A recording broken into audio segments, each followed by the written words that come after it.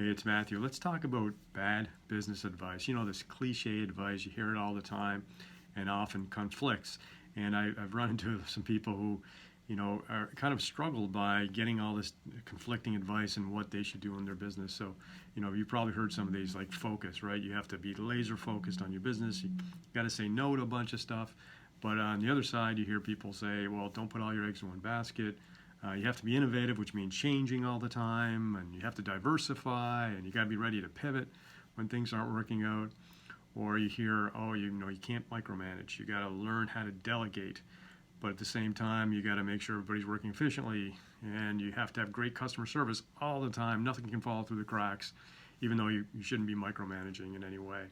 I hear people saying, oh, you got to take more time off. If you want business to grow, if you want your business to grow, you have to take time off. You have to take more vacations.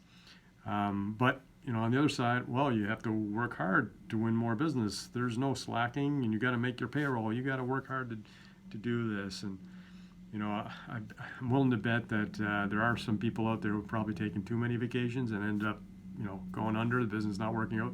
I guarantee you they're not on social media telling you their story about how taking too many vacations tanked their business or not paying enough attention to their business. You also hear about this common one: the customer is always right.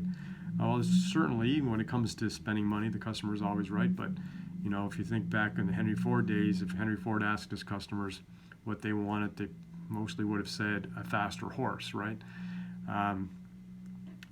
These decisions are never easy. There's always conflicting information. You're not always clear to what to do. I remember once pitching an investor to invest in the business that I was starting, and the investor was interested and said, yeah, you know what, I'm willing to invest in that business, but you got to stop everything else you're doing. I want you to only focus on that one business. And that was easy for him to ask and easy for him to say, but you're kind of telling me to stop doing all the things that are actually paying the bills, and paying the salaries of all my team and everything. You want me to stop doing that and only do this one thing. Again, that was easy for him to ask for because even it actually wasn't even his money that he was looking after and investing. So as an entrepreneur, you kind of have to make these decisions and get this conflicting advice. And a lot of times this advice comes from actual successful people, experienced business people. So it makes you wonder, well, if they're successful and experienced, then maybe I should be doing what they say. But one of the things I've learned over the years is a lot of times successful people, found success in a certain way, and they can't see outside of that way. Well, I was successful doing this, so therefore you should be successful doing this as well. And the real world doesn't work that way. There's always too much nuance and too many other variables going on. And you've heard this term that those who can do and those who can't teach. Well, I think there's a missing second part of that, which is those who can do often cannot teach. Because again, the idea of they found success in one way, and often they cannot see outside of that method. So really at the end of the day, it's important for you to get advice and collect that advice, but you have to consider that it may not apply to you, right? Get the conflicting advice from different places, and then you have to consider, how does that apply to me today, in the moment of today? Because timing matters too. That's a big component of success.